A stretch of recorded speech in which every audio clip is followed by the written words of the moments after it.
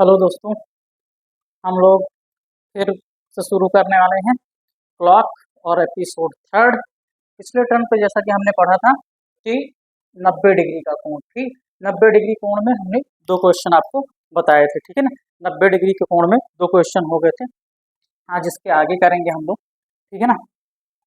दो एपिसोड हो चुके हैं, ये तीसरा एपिसोड है और 90 डिग्री के कोण में क्वेश्चन जो हुए हैं वो हो चुके हैं कितने, दो। तीसरा क्वेश्चन है, कह रहा है एक और दो के बीच, कब एक और दो के बीच का वह समय बताइए जब घड़ी की सुई 90 डिग्री का कोण बनाएगी। एक और दो के बीच घड़ी का वह समय बताइए जब, है ना, 90 डिग्री का कोण बनेगा। तो चलिए देख लेते हैं इसको। फार्मूले से भी मैंने बता दिया है और वैसे भी बता दिया। चलिए फार्मूले से एक बार सॉल्व कर लेते हैं और एक बार उससे।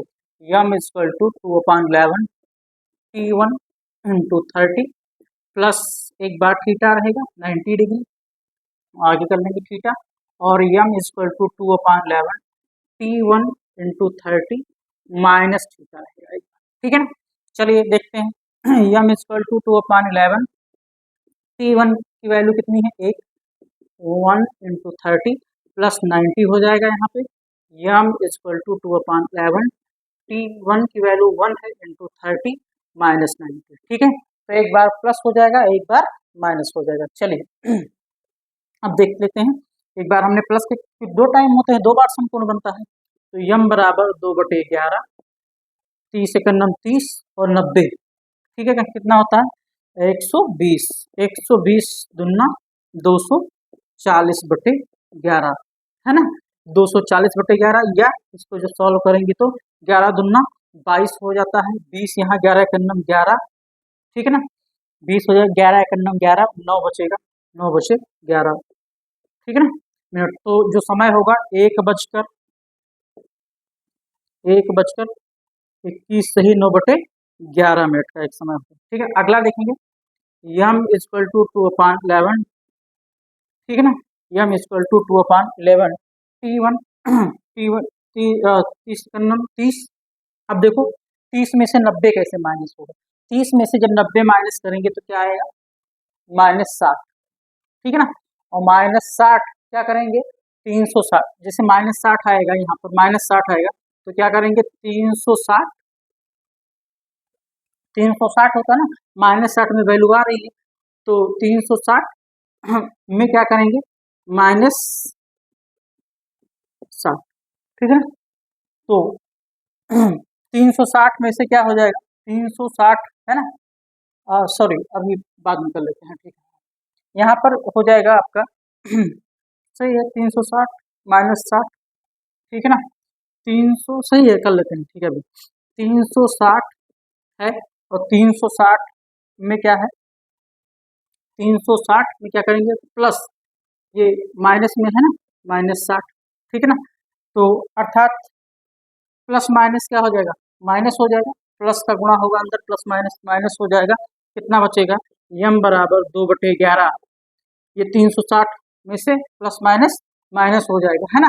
प्लस माइनस, ये प्लस है, अंदर माइनस, प्लस माइनस माइनस हो जाएगा। 360 में से 60 गया, 30, 300 बचा, और 300 बराबर 300 दूना 600 हो जाएगा, 600/11, 11 पचे 55 हो जाएगा, और 11 पचे 55, 5 60 50 हो जाएगा, 11 चौक 44, 64/6, अर्थात 7 बजकर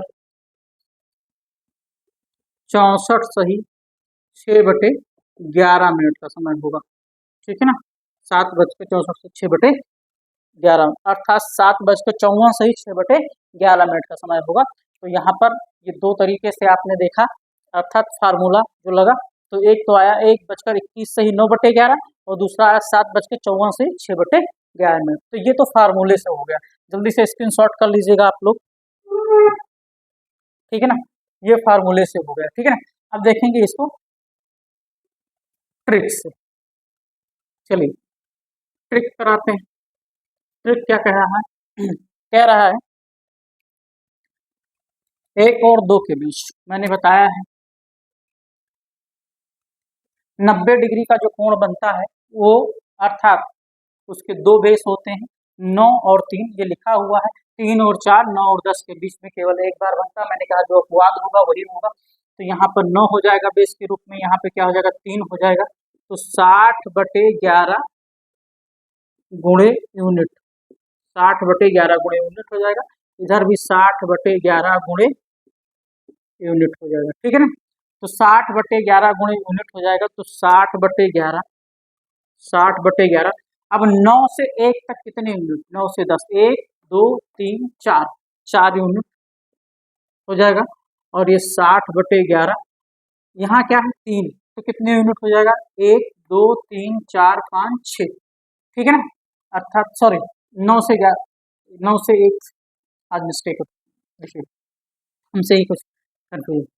हाँ भाई 9 से हमने देखा 1 तक, समय की निम्न सीमा 1 है, 9 से 1 2 3 4 4, 4 यूनिट हो गए, तो यहाँ गुणे हमने 4 कर दिया, ठीक है ना।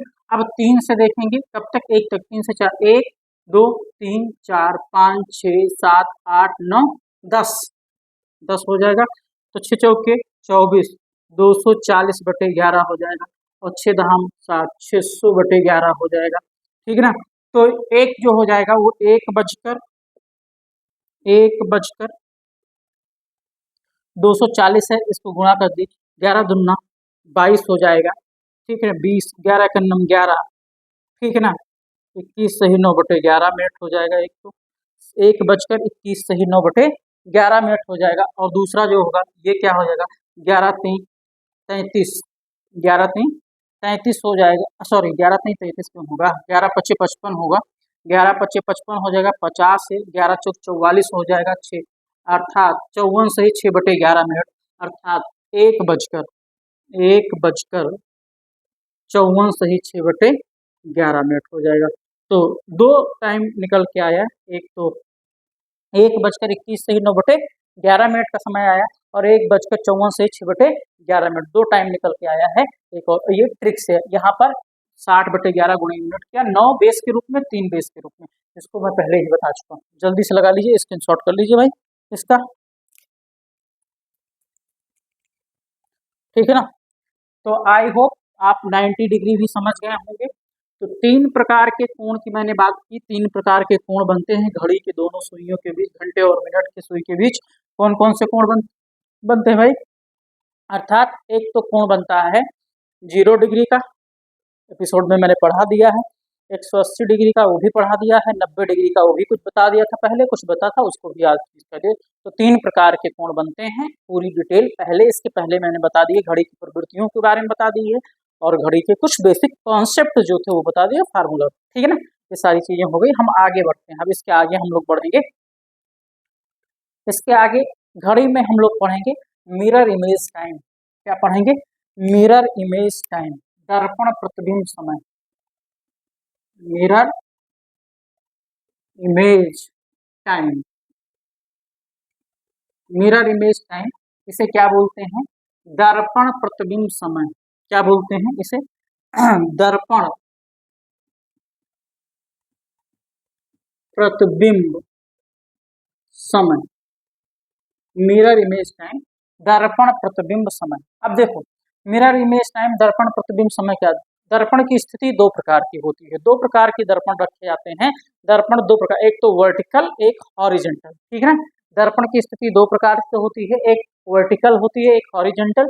वर्टिकल जिसे बोलते हैं ऊर्ध्वाधर, ऊर्ध्वाधर, और हॉरिजॉन्टल जो होता है वो क्षैतिज होता है। तो सबसे पहले जो हम दर्पण की स्थिति यहाँ पर लेंगे वो लेंगे क्या, वर्टिकल अर्थात ऊर्ध्वाधर, वर्टिकल अर्थात यहाँ पर मिरर इमेज टाइम जो पढ़ने जा रहे हैं, यहाँ दर्पण की स्थिति जो होगी, दर्पण की स्थिति, दर्पण की स्थिति जो होगी वो कैसी स्थिति होगी, अर्थात वर्टिकल, वर्टिकल जिसे बोलते हैं, अर्थात ऊर्ध्वाधर बोलते हैं, वर्टिकल अर्थात ऊर्ध्वाधर बोलते हैं। दर्पण की स्थिति क्या होगी, वर्टिकल ऊर्ध्वाधर, या इसी को लंबवत भी बोलते हैं, लंबवत, ऊर्ध्वाधर या लंबवत भी बोलते हैं इसी को, वर्टिकल या लंबवत, ठीक है ना, ऊर्ध्वाधर या लंबवत भी बोल देते हैं, ठीक है ना। इसमें दर्पण की स्थिति खड़ी खड़ी होती है, दर्पण ऐसे सीधा रखा होता है, ऐसे आप कहीं देखेंगे, इसका एग्जाम्पल मैं बता दूं, आप मॉल वगैरह में जाते हैं, कपड़े वपड़े लेते हैं, तो वहाँ ट्रायल रूम होता है। ट्रायल रूम में आप जब जाते हैं ट्रायल ट्रायल रूम में, तो जो दर्पण लगा होता है, दर्पण ऐसा लगाया जाता है कि आपके सिर से पाँव तक दिखता है। ट्रायल रूम में दर्पण ऐसा लगता है कि आपके सिर से पाँव तक, और वो सीधा सीधा खड़ा खड़ा दर्पण होता है। तो वही दर्पण है ये, अर्थात मिरर इमेज टाइम के अंतर्गत जो इसमें दर्पण हम पढ़े वर्टिकल, इसी को हम वर्टिकल दर्पण, जो आप मॉल वगैरह में और ट्रायल रूम में जो दर्पण लगे होते हैं जिसमें सिर से लेके पाँव तक आपका दिखता है, या कहीं और लगा होता है जहाँ सिर से लेके पाँव तक दिखता है, वहां पर कौन सा दर्पण होता है? ऊर्ध्वाधर या लंबवत या वर्टिकल दर्पण, ठीक है ना। अर्थात ये दर्पण है। इसमें क्या होता है, इस दर्पण में आप जान लो, इसमें लेफ्ट की इमेज राइट में बनती है और राइट की इमेज किधर बनती है? लेफ्ट में बनती है। लेफ्ट की इमेज राइट में और राइट की इमेज लेफ्ट में। जैसे अब देखो, और दर्पण घड़ी में जिसके सामने होगा, अब अगर ऐसे गोला कर दें, घड़ी बनाते अभी मैं समझा रहा हूँ, दर्पण जिसके सामने होगा उसमें कोई परिवर्तन, अगर घड़ी ऐसे गोला बन जाए तो यहाँ पर क्या होता है? घड़ी में यहाँ पर 12 होता है और यहाँ पे क्या होता है? 6। तो दर्पण किसके सामने रखा? घड़ी के बीचों बीच में आप रख दें खड़ा करके दर्पण, तो 12 और 6 के सामने रखा हुआ है, और जिसके सामने दर्पण होता है उसमें कोई परिवर्तन नहीं होता है। अभी मैं बता रहा हूँ आगे कैसे, ठीक है ना। अब मान लो, ये तो मैंने बता दिया 12 से, मान लो इधर राइट का, मान लो हमने लिखा आर, आर ऐसे लिखा है, तो अर्थात आर में, आर ऐसे लिखा है, अब इसका क्या होगा? इसका जो परिवर्तन होगा वो राइट का इमेज लेफ्ट में बनता है, लेफ्ट का इमेज किधर बनता है? राइट में, ये आर हो जाएगा। अगर लिखा है क्या? पी, क्या लिखा है? पी लिखा है, क्या लिखा है? पी। तो मैं अगर आपको देख बताऊं तो पी ये ऐसे होगा ना, तो पी का परिवर्तन अगर देखा जाए तो इसका परिवर्तन इधर हो जाएगा ऐसे, ठीक है ना। अर्थात लेफ्ट का इमेज राइट में, राइट का इमेज लेफ्ट में हो जाएगा, ऐसे बनेगा, ठीक है ना। अगर पी को देखा जाए, ठीक है ना, तो ऐसे होता है, ठीक है। तो कहने का तात्पर्य ये है, अर्थात जब भी हम देखेंगे, तो अगर हम कह लें बी लिखा, अभी देखो बी लिख दें, क्या लिख दें? बी। ये बी लिखा है ना, अब ये बी लिखा है, अब यहाँ पे अगर परिवर्तित करके देखें बी को, ये बी हो जाएगा, ठीक है ना। तो आप देख रहे हैं राइट का प्रतिबिंब लेफ्ट में बन रहा है, अगर लेफ्ट को उल्टा देखें तो राइट में, अर्थात इसका प्रतिबिंब इधर बन रहा है, इसका प्रतिबिंब इधर बन रहा है, ठीक है ना। तो ये दर्पण कैसी स्थिति है? वर्टिकल की स्थिति है, वर्टिकल दर्पण है। वर्टिकल दर्पण में लेफ्ट की इमेज राइट में, राइट की इमेज लेफ्ट में, ठीक है। अब मैंने कहा अब घड़ी, मैं घड़ी बनाता हूँ, देखो क्या बनाता हूँ? घड़ी। अब घड़ी जब बनाया मैंने, तो यहाँ पर देखो कितने बज रहे हैं? यहाँ पे 12 बज रहे हैं। यहाँ पर कितने बज रहे हैं? 6 बज रहे हैं। यहाँ पर कितने हैं? 3, यहाँ पे 9, यहाँ पे 10, यहाँ पे 11, यहाँ पे 1, यहाँ पे 2, यहाँ पे 4, यहाँ पे 5, यहाँ पे 7, यहाँ पे 8, ऐसे है ना। अब देखो 12 और 6 देख लो, 12 और 6 को देख लो, 12 और 6 को देख लो, ये यहाँ 6 है, यहाँ 12, ठीक है ना। 12 और 6, दर्पण ऐसे ही तो रखा है, यहाँ पर भी दर्पण 12 और 6 के सामने रखा है, तो 12 और 6 में कोई चेंजेस नहीं होगा। अब मैंने कहा था इसके राइट में, अर्थात इसके राइट में, अर्थात देखो इसके लेफ्ट में देखो, है ना। तो अर्थात राइट और लेफ्ट में अगर देखें, ठीक है ना, तो अभी देखो ये पार्ट इधर आ गया, ये पार्ट इधर चला गया। अब लेफ्ट का परिवर्तन राइट में, राइट, अगर मैं कहूँ इसमें 11 को देखा जाए, तो 11 को देखने पे कितने, 11 का परिवर्तन इधर जाएगा तो 1 में हो जाएगा, 10 का परिवर्तन किधर होगा? 2 में हो जाएगा, 9 का परिवर्तन किधर हो जाएगा? 3 में हो जाएगा, 8 का परिवर्तन किस में हो जाएगा? 4 में हो जाएगा, और 7 का परिवर्तन 5 में। लेफ्ट का परिवर्तन राइट, राइट का परिवर्तन लेफ्ट में। अब देखो लेफ्ट, अब देखो 1 का परिवर्तन अगर देखें तो इधर 11 में हो जाएगा, 11 का परिवर्तन देखें तो 1 में हो जाएगा, 10 का परिवर्तन देखें 2 में, 2 का परिवर्तन देखें तो 1 में, 3 का परिवर्तन 9 में, 9 का परिवर्तन 3 में, 4 का परिवर्तन 8 में, 8 का परिवर्तन 4 में, 5 का परिवर्तन 7 में, 7 का परिवर्तन 5 में हो जाएगा। क्लियर है? बातें स्पष्ट हैं कि नहीं स्पष्ट है? स्पष्ट है, ठीक है। 7 का परिवर्तन 5 में, 5 का परिवर्तन 7 में, ये बातें क्लियर हो गई होंगी आपको? बिल्कुल जी, बिल्कुल क्लियर हो गई होगी ये बातें। तो आप क्या करिए, इसका स्क्रीनशॉट कर लीजिए एक, जल्दी से, ठीक है ना, कर ली। एक चीज और देख लीजिए देखो इसमें क्या है मैं आपको बताऊं, चलो यहाँ लिख देते, राइट टाइम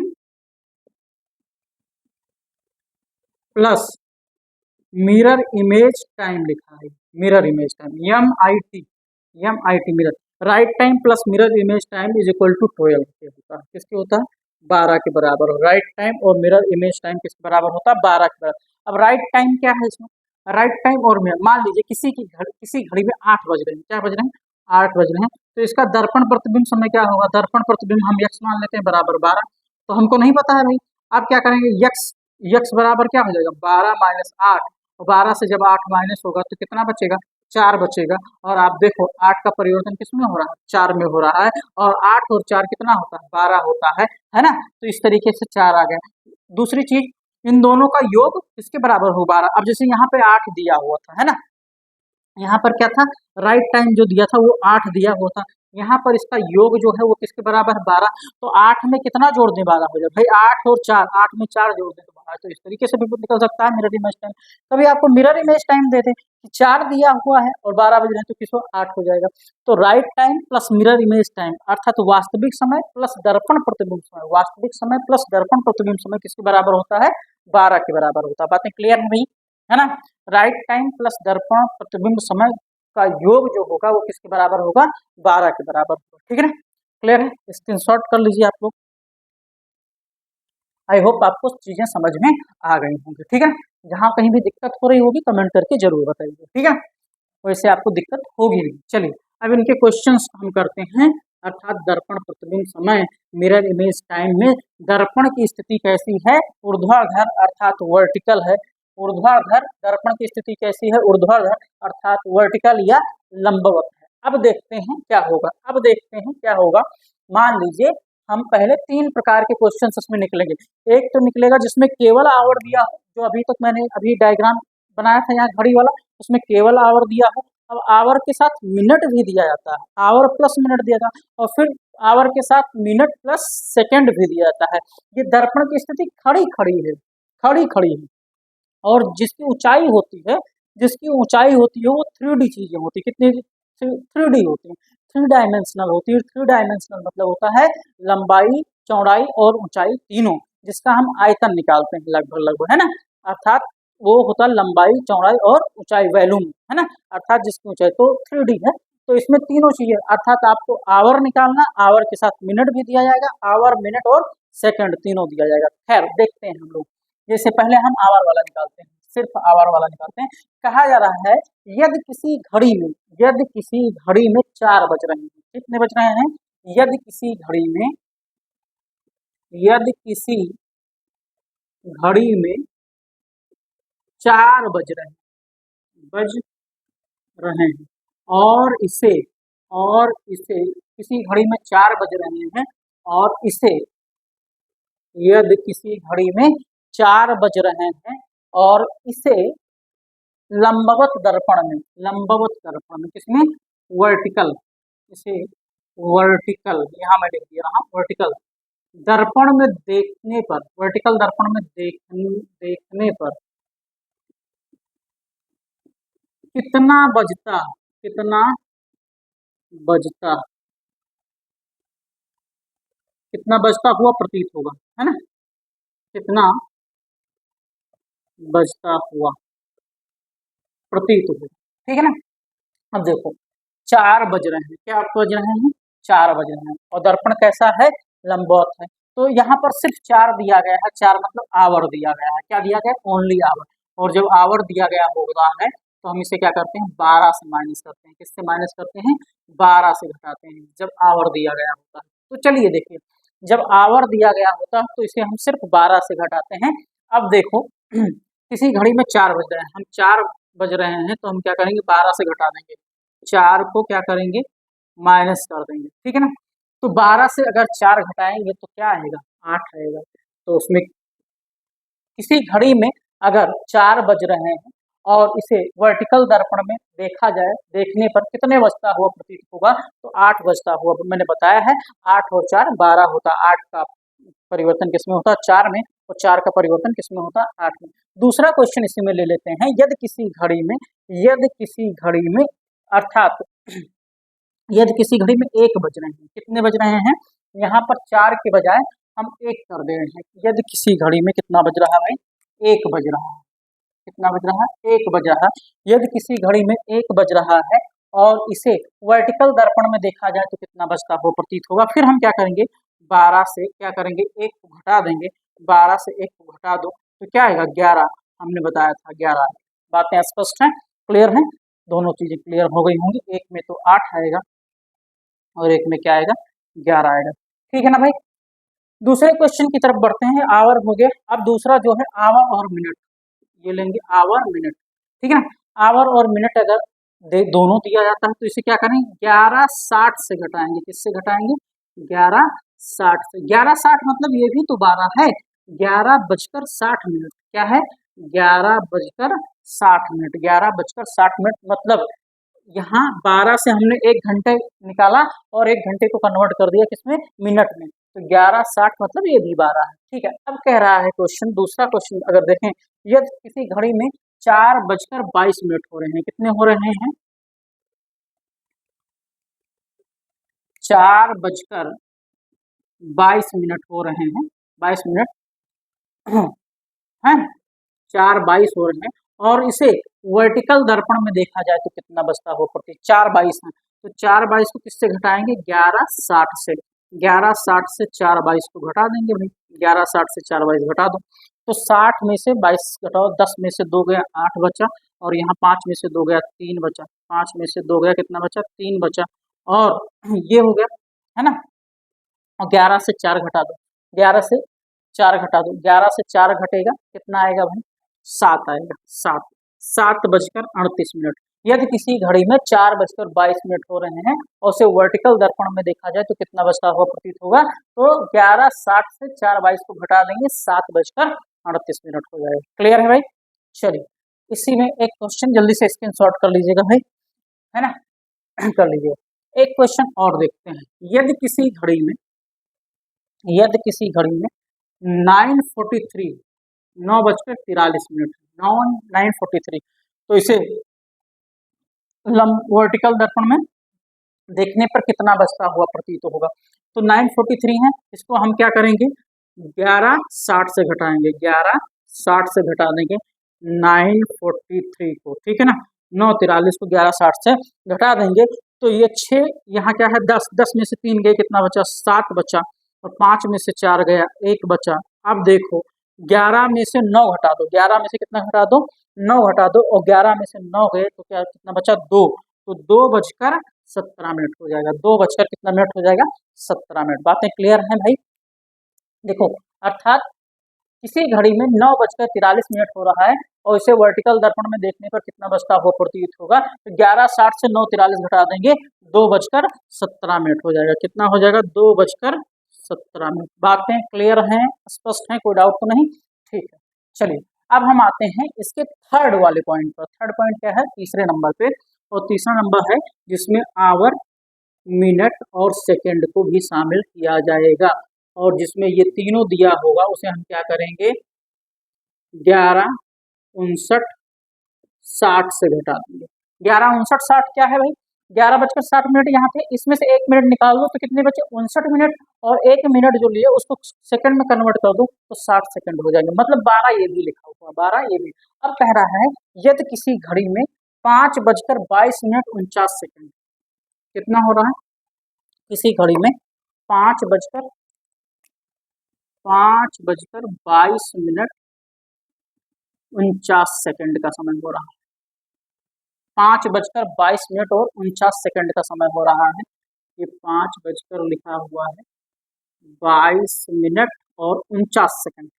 इसको वर्टिकल दर्पण में देखने पर कितना बचता है, तो क्या करेंगे हम, 5:11:59:60 से घटा देंगे, 11:59:60 से घटा देंगे, तो 11:59:60 से घटाएंगे तो 5:22 मिनट और 49 सेकंड, 5:22 मिनट 49 सेकंड है। घटा देंगे इसको, देखो 60 में से घटाओ, 10 में से 9 गया 1 बचा, यहाँ 5 में से 4 गया 1 बचा, ठीक है ना, और 9 में से 2 गया, 10 में से 2 जाएगा 8 बचे, 9 में से 2 गया 7 बचा, कितना बचा 7, और यहाँ 5 है, 5 में से 2 गया कितना बचा 3 बचा, 5 में से 2 गया कितना बचा 3 बचा, और यहाँ पर 11 से 5 गया तो कितना बचा, 6 बचा, अर्थात 6:37, ये 37 लिखा है,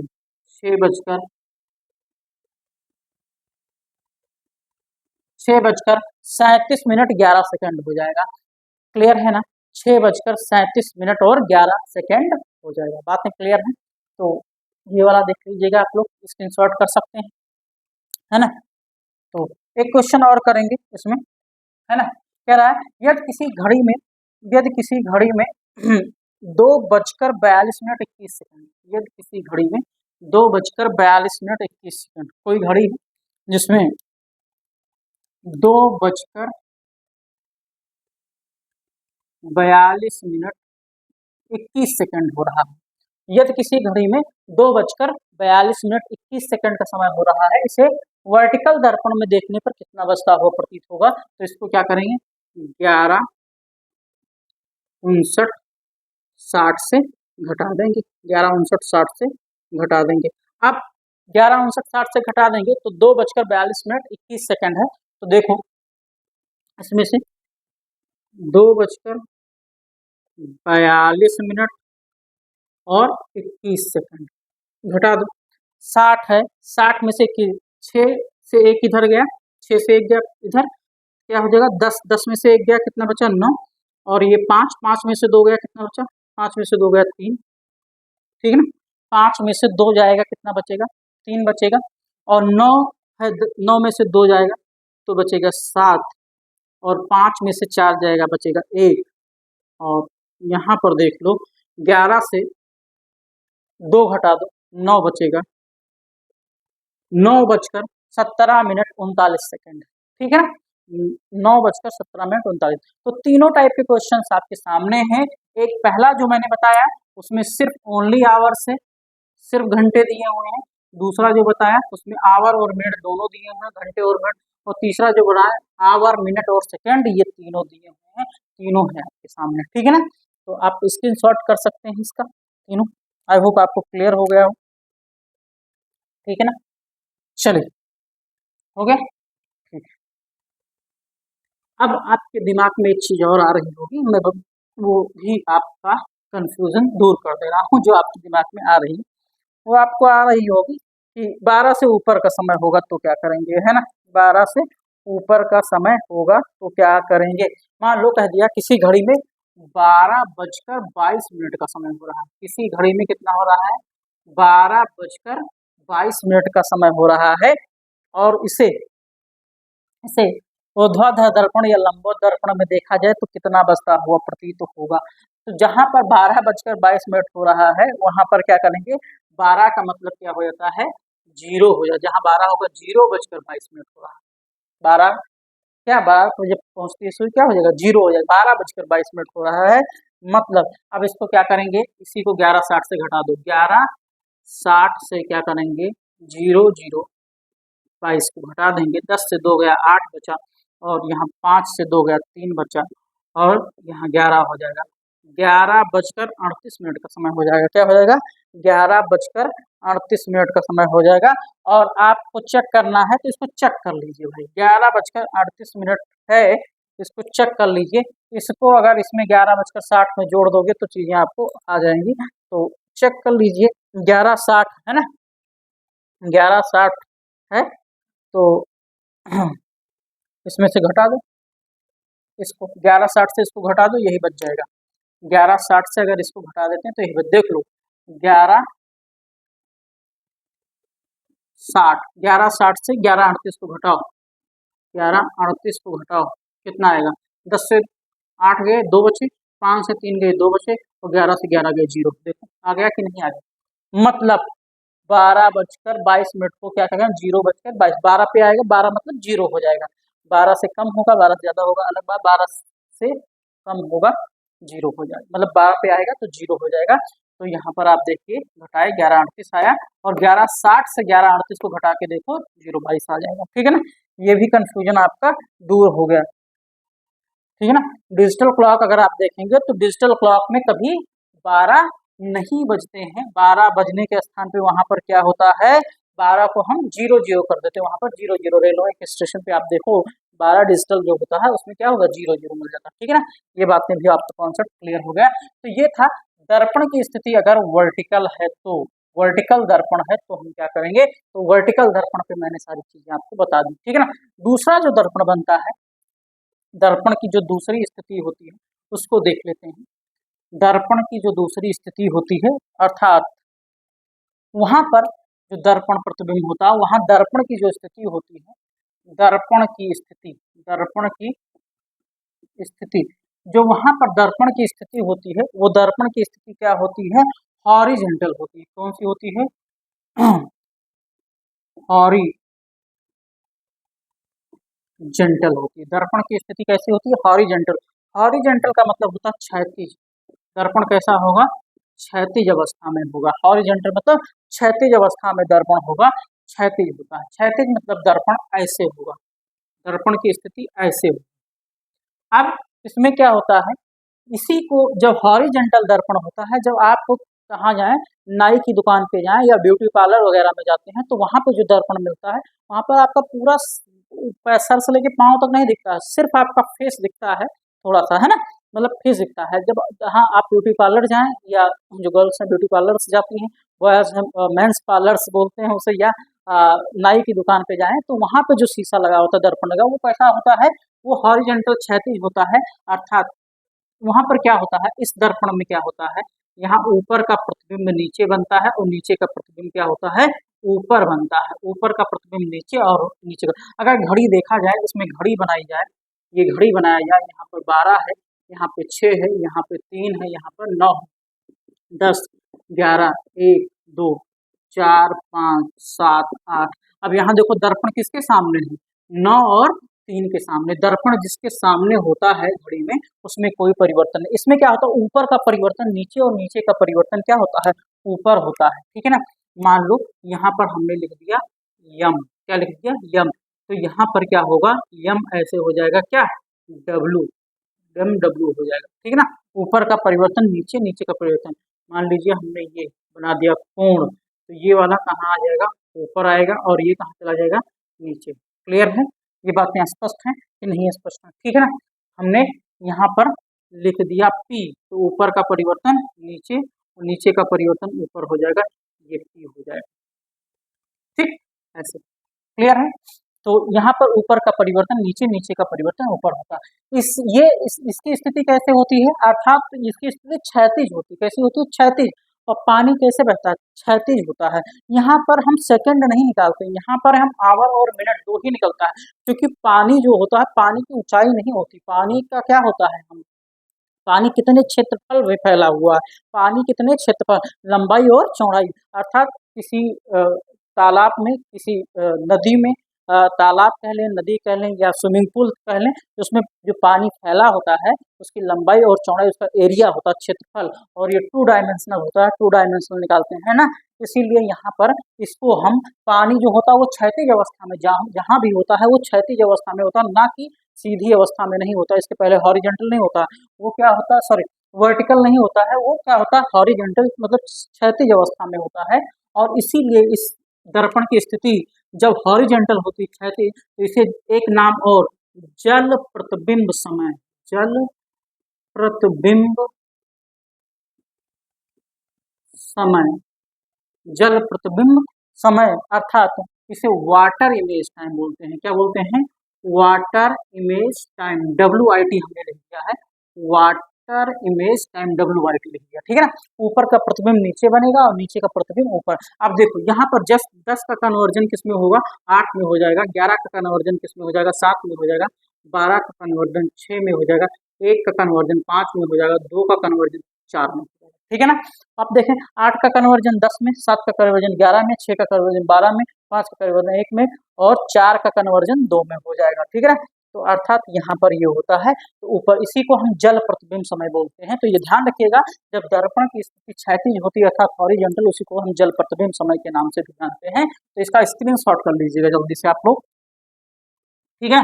चलिए लेक्चर ये काफी लंबा हो जाएगा, क्योंकि अगर इस पे क्वेश्चन करवाएंगे तो इस पे जो क्वेश्चन हम करवाएंगे वो नेक्स्ट टर्न पे करवाएंगे। इसके पहले एपिसोड 2 एपिसोड हो चुके हैं, तो आपको उसको ध्यान से देखिएगा, चीजें समझ में आती चली जाएंगी। क्लॉक और थोड़ा सा लोग की ज़्यादा डिमांड रहती है, इसलिए क्लॉक में पढ़ा रहा हूँ, ज़्यादा नहीं पढ़ा रहा हूँ, आसानी से समझेंगे चीज़ों को जो आपके दिमाग में पूरी तरह से फीड हो जाए, ठीक है ना। तो इस पर जो हम क्वेश्चन करेंगे वो नेक्स्ट टर्न पे करेंगे। आज के लिए इतना ही, ठीक है। अपना ध्यान रखिए, सुरक्षित रहिए, बहुत बहुत धन्यवाद।